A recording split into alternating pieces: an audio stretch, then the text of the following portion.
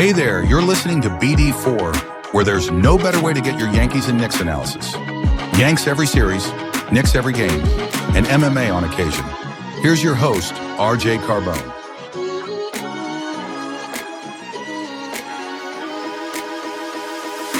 And a high drive into left center field.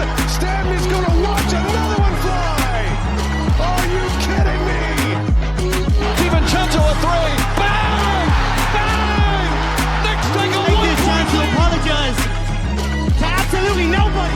At the wall. See ya! See ya! See ya! Mr. November. Anthony for three. Bang!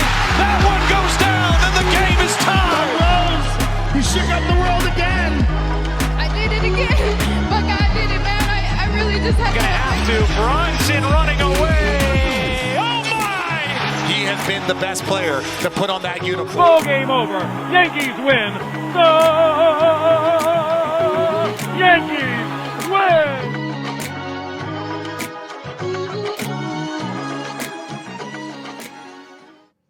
All right, welcome to the show, everybody. Welcome to episode 810 of BD4. I'm your host, RJ Carbone. And in this episode, in episode 810, we're going to talk a little bit more on the Yankees. Not much, of course, has happened since the last time we spoke, at least Yankees fans. Because this team is, well, looks like they're ready to go into the season with what they have. But we are well into camp now. We are a little bit into spring training competition. And the Yankees are 3 games into their spring training preseason. They are, if you care, 1-2. They beat Tampa on Friday to open up their spring. They beat the Rays, I think, 4-0. I could be wrong with that score. But they beat the Rays on Friday. They lost to the Jays and the Tigers this past weekend. As I'm recording this, it's Monday night, the 24th of February. And then they did not have a game today, which was scheduled for 4 p.m. against Boston because of a rainout. So that's so far. That's really all we got going on in terms of gameplay. I mean, Friday's game, I saw a little bit of Friday's game. The Yankees threw Stroman to showcase him for anybody at all who's interested in him. He threw an inning, didn't allow a run, gave up a couple of hits, struck a batter out. This needs to happen soon so the Yankees can clear some payroll here.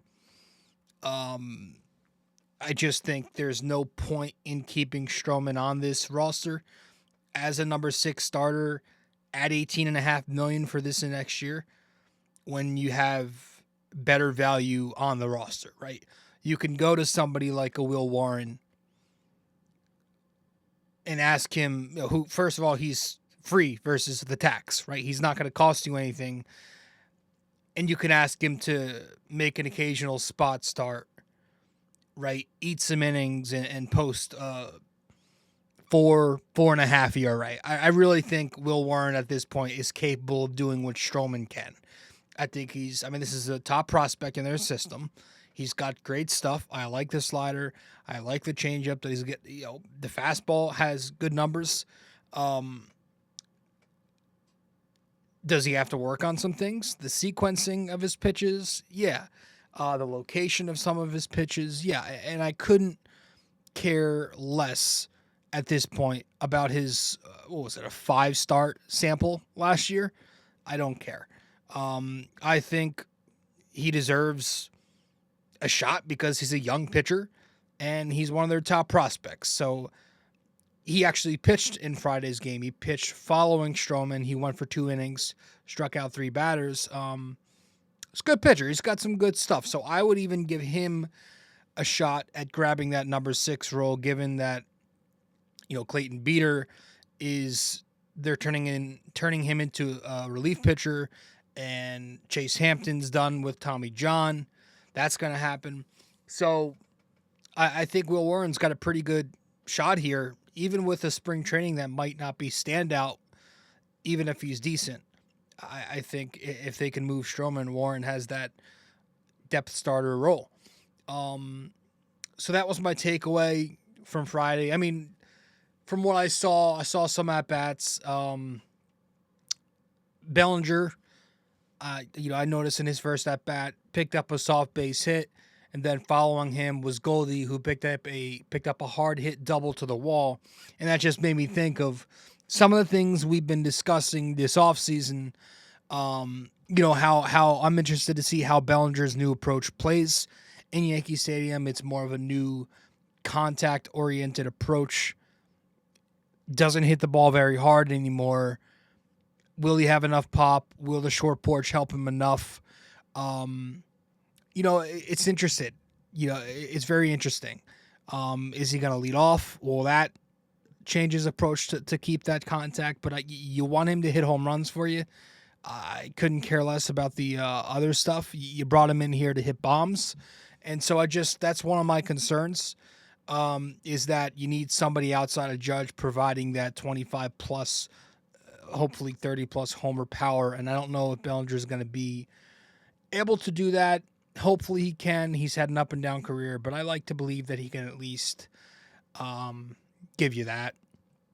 And then Goldschmidt, the more I sit on Paul Goldschmidt, the more I am, I don't know if optimistic is the right word, but the more I can see him having an adequate to slightly above average year for the Yankees. And I keep going back to not only the second half of last year and not only the fact that he can hit left-handed pitching still, but the hard hit numbers were very good last year. And you also look at his spray chart from last season, can still go to right field. So you kind of put those two things together and you want to talk about power hitting. Maybe there's 25 plus still left in his bat. I don't know.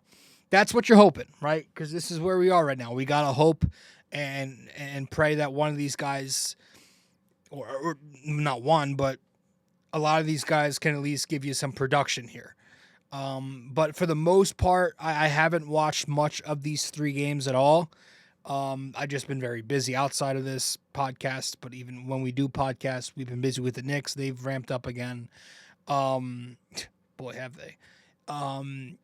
I did see, I was on Instagram, but I saw a screen snap of a really interesting tweet about Anthony Volpe from this kid on Twitter. Listen, let me just say, I love analytics just as much as I shouldn't say just as much. I like analytics, okay? I've grown to embrace them over the last year or two, and I'm still learning with analytics, and I like them a lot. And anybody who doesn't use sabermetrics is foolish. And anybody who's not even willing to be open to using them and you've let time pass you by, okay? You're foolish. Sometimes it can be a little too much. It could be a little nitpicky, and it could be a little reaching. And I saw some kid post on Twitter just a couple hours ago about an Anthony Volpe ground out.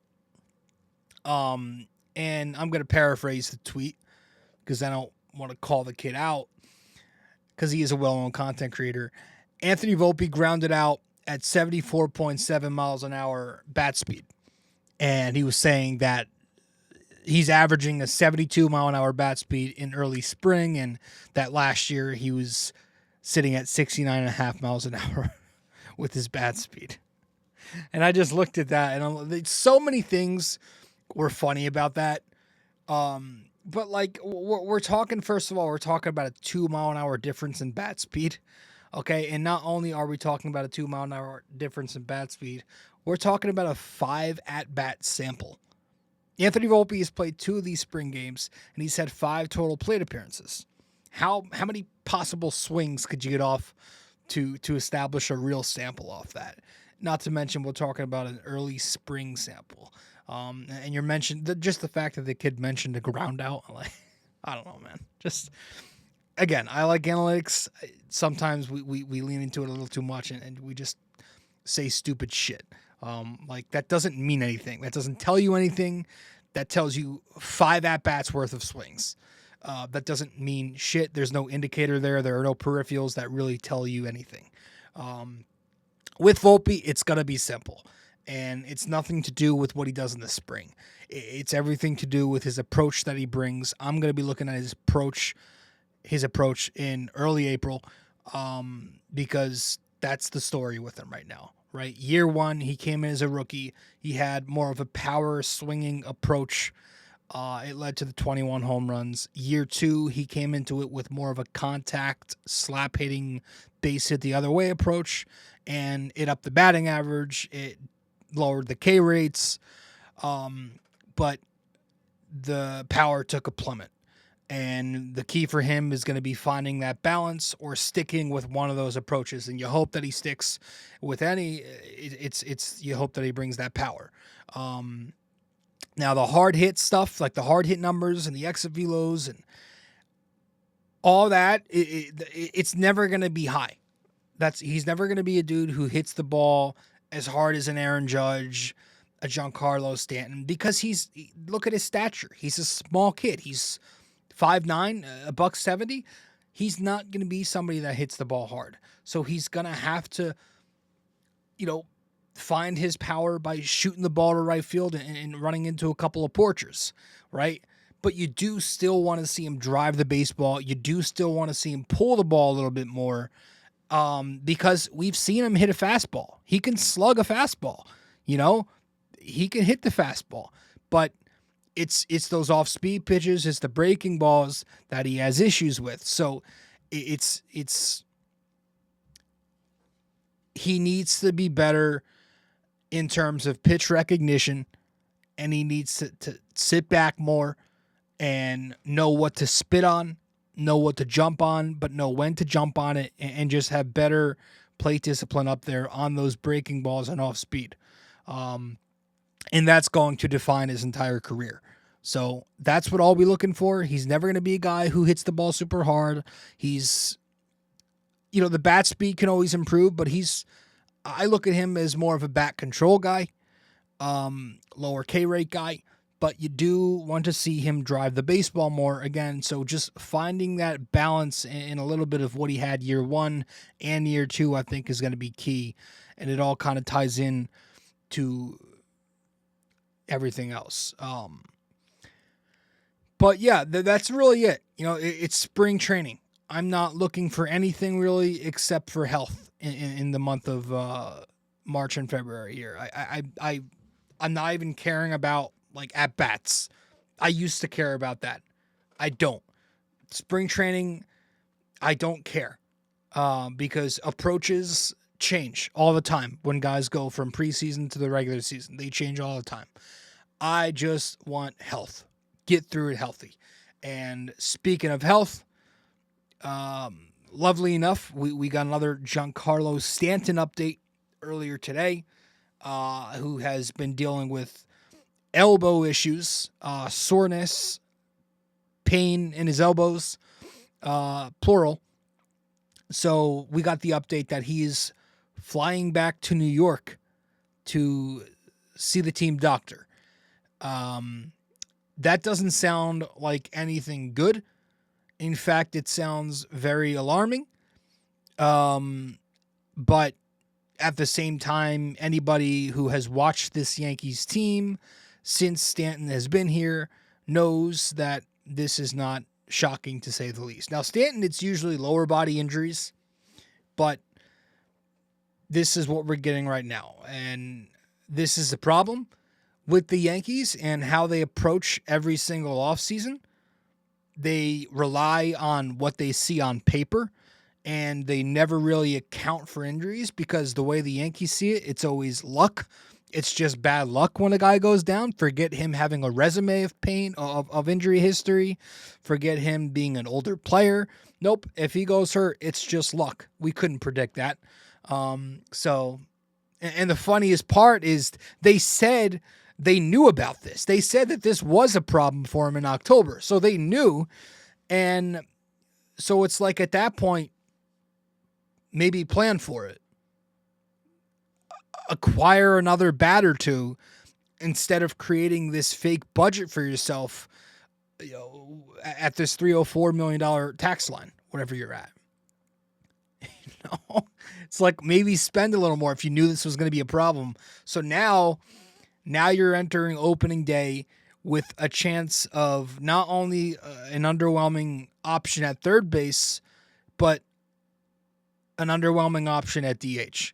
And so now we're talking about a very realistic possibility that for a big portion of the season, it could possibly be for as much as we know, the first half of the year that we're without Giancarlo. It could be for a couple of months. But now you're looking at a realistic possibility that for a large stretch here, the Yankees will be relying on two of LeMahieu, Cabrera, Peraza, Vivas, Rice, Dom Smith, enter journeyman here to be everyday regulars for you. That's an issue. That's something that could really tank the lineup. Not to mention, this was a lineup that even before this injury came out, had some questions. I had people telling me I've been pessimistic about them. Are you kidding me? There's questions in this lineup. And I've acknowledged that there's potential for upside here, but Goldschmidt's 38. He had an underwhelming year last year. Cody Bellinger is either great, average, or terrible. Judge has been hurt before. What if he goes down? The rest of these guys are all young players, and young players are unpredictable. It's like there's a floor. You can't just acknowledge the ceiling. So I don't know what they're going to do at this point. They don't seem willing to spend a lot of money. Maybe they sign someone like Alex Verdugo off the cheap. Jesus Christ, could you imagine them bringing Verdugo back? Maybe with his beard, he'll be better. Speaking of Verdugo, you know what? Maybe he will come back because apparently Jasson Domínguez has not learned to catch a fly ball yet. Now Friday, it was like the first ball hit to left field. He misplays it a little bit. It didn't hurt him. But I did notice that in Friday's game, he fields a ground ball and he botches it, has to pick it up. I'm like, oh, great. But no, this weekend, I think it was game 2. It was either game 2 or 3, but this weekend he misplayed a couple of balls in left field. I saw a clip where he dropped a fly ball and apparently he misread a ball in the gap.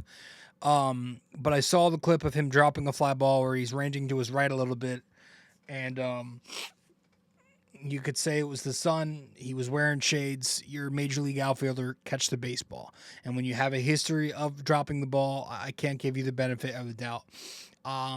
It looks like Jasson Domínguez is a bad outfielder, and that we have to prepare for this. But at the same time, I feel, maybe I'm out of my freaking mind, that the Yankees should put him in center field and have him get reps in center field. Center field, you have him there. When you're ranging to your right in left field, there's obviously you're being exposed. There's nobody to cover the gaps for you. But when you're in center field and you're ranging to your right or your left, he's going to have 2 above average corner outfielders to cover the gaps in Belly and Judge. So there's more support for you. There's more room for error there. And I feel like that's what we should be prioritizing, and not just, hey, he'll learn it. Let's not move him around. Stick him in his natural position, because the Yankees, for whatever reason, insist year after year after year on playing guys out of position. It's been an age-old thing. So me personally, I would rather have him in center field. We've been saying this since the start of the offseason back in November. But I'll tell you one thing, the kid is going to have to hit. He better hit, because everybody is now expecting the glove to be bad. And if the glove is even below average and he's not hitting, that's going to be a very large problem. He needs to hit. So that's something to follow this spring, at least. Can he catch a friggin' fly ball? We'll see. And then we'll wrap it up here with some of the more lesser important stuff, I should say. And we'll get to that when we return from break here. Stay with us. Be back in just a couple minutes. BD4 is available on social media for those who want to follow. You can find BD4 on Instagram at BD4Pod. You can find us on X at BD4Pod. And you can find us on Facebook by simply searching BD4.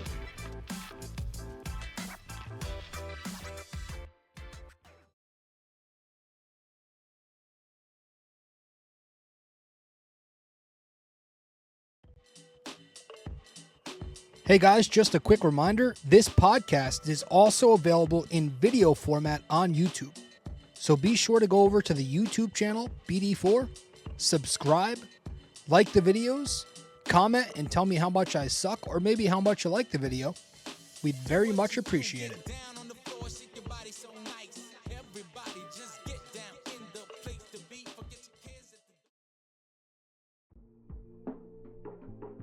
Don't have time to sit down and watch a video? You can listen to BD4 on Apple Podcasts and Spotify. Don't forget to give us a 5-star rating and review on Apple Podcasts. And you can also watch the video format on Spotify too.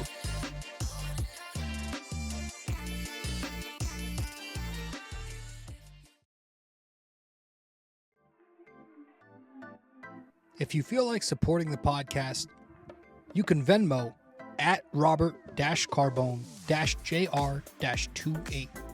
We really appreciate your support.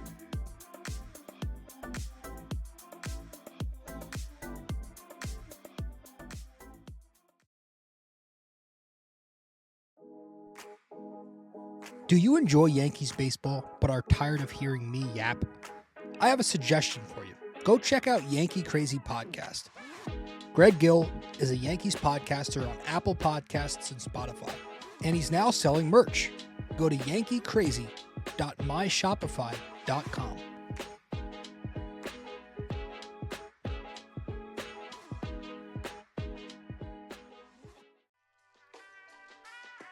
Stay connected with us.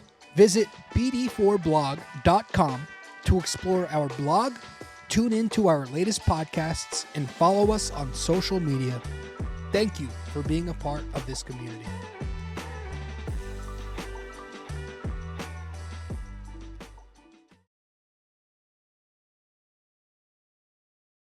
All right. Welcome back to the show. Let's talk about something.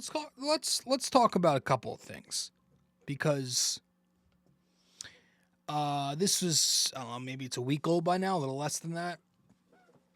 So a few days ago, the Yankees updated, I guess you could say, their facial hair policy, where instead of requiring every single person in the organization to be clean shaven, Hal Steinbrenner came out and said that it's time to adopt a little bit, and we are going to make a rule that says you can have facial hair, and you can grow it not too much to where you look like you belong on Duck Dynasty. I think that was a Cashman quote.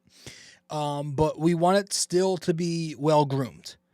So they're updating it a little bit, which is a good middle ground for those who, wanted to eliminate it and those who wanted to keep it. I think this is the middle ground, but the Steinbrenner family, they're a military family. They're an old school, very classic old school organization. So yeah, that was, you come to the Yankees, it's a job, it's a profession. You want to look sharp, clean up a little bit. I get it. Apparently Devin Williams was a driving factor behind this. Maybe they saw him coming to camp. They saw him shave and they said, oh, this dude looks horrendous. They saw the social media bullying that was going on, which was pretty friggin' hilarious. And they said, all right, you can grow that shit back. But no, they're going to be updating it. So you're allowed to grow some facial hair. There was the talk on social media of and the Yankees brought this up. Hal brought this up, they didn't want it to affect them in free agency, right? Personally, I'm going to be totally honest. I do not think, unless you're David Price, I do not think at the end of the day this shit ever affected the Yankees in free agency. Because at the end of the day, I think the only single one solo driving factor behind a player going to a certain team in free agency is the green, is the shkadol, right? It's the money that you're getting. If an organization pays you enough money, you're going to go to that organization. We've seen it time and time again. Loyalty is not a thing. In a lore of a certain city or an organization is not a thing. It can be a factor with the Yankees, but I think at the end of the day, money is what talks, and I think that's the only thing any of these guys care for. Not blaming them, but I'm just stating the truth. I don't think facial hair was a reason that anybody chose not to come to the Yankees before. So I just wanted to get that off my chest because I've seen that. And yeah, I like the rule. I liked the fact that you had to be clean shaven to be a Yankee. I think it made the Yankees different. I'm an older school type of guy. I like the fact that it triggered so many people, that it triggered the 29 other fan bases. I thought that was pretty cool. It made us different and hated for whatever reason. But yeah, you're getting opinions everywhere on the web. For the most part, it seems like the Gen Z and the millennials like this new policy, and the boomers hate it. Austin Wells has given his thoughts. He is all for it, and Johnny Damon has given his thoughts on Instagram.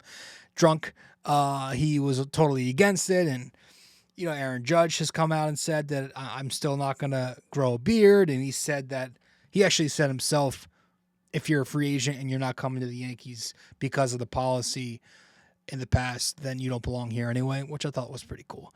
But I don't know if Judge could grow a beard if he tried anyway. I've never seen him with one in the offseason or any of the photos. He just seems like he's one of those dudes.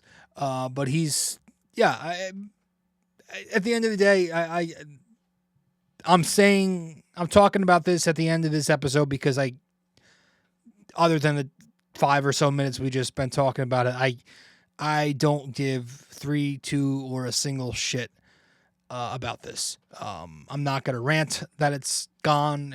It's I liked the rule, but I don't care that it's gone. I want my team to win a title, so if Cole comes out throwing 99 on the edges and Rodon is a Cy Young again, maybe I will care about it. But no, I don't care. And then there was the other piece of information that we got earlier today, I think, that the Yankees will no longer be playing New York after losses, and they will only be playing that when they win. And after losses, they will be playing That's Life. And I think they said some other songs mixed in there, which is odd. I think That's Life would be perfect.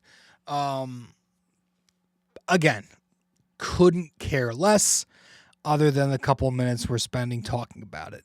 All of it to me is just to shift focus away from what was, in my opinion, an underwhelming B-grade offseason. However, while we're changing some things here, let's add some alternates, please. I would like to have some different uniforms. That would be pretty cool because, it's another tradition that we could tweak. But that's it. That's really it. That's how slow news has been in Yankee land.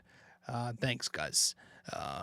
I've been watching the WBC qualifiers, the 11 p.m. games. I haven't been catching the 6 a.m. games, but I've been seeing some of the 11 p.m. games. They've been fun games, man. They've been tight games, a lot of pitching duels for the most part, some walk-offs in there, defensive highlights, some really cool stuff. I like watching, the underdogs, right? The teams and a lot of those players that not many people know and aren't major league caliber. I like that stuff. I think it's cool. I love international baseball, and I'm excited for the WBC next year. But that's what I've been doing without the Yankees. 7 p.m. every night. But that's coming. We are 30-something days from opening day, so that should be fun. But as for this episode here, episode 810 of the podcast, I appreciate you all tuning in, and we are going to wrap this episode up right here at that. So thank you all, and I'll see you all very soon. The Yanks getting closer and closer and closer to the regular season here. This should be very interesting. So appreciate you all. See you soon. Well, if you made it this far, that means you listened to or watched the entire episode. Thank you. Just remember to follow, subscribe, download, rate and review, and all that fun stuff to help out the podcast. And I will see you in the next episode of BD4.